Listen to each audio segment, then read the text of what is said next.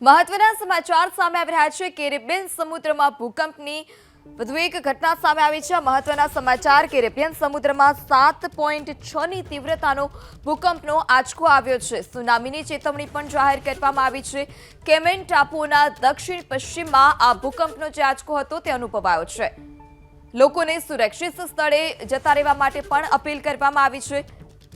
તો ટાપુથી નજીકના વિસ્તારના લોકોને સુરક્ષિત સ્થળે જવા માટે અપીલ કરાઈ। ઉત્તર અમેરિકા સુધી આ ભૂકંપનું જે કંપન હતું તે અનુભવાયું છે। મેક્સિકો, ક્યુબા, હોન્ડુરા, બેલીઝમાં આ આંચકા અનુભવાયા છે।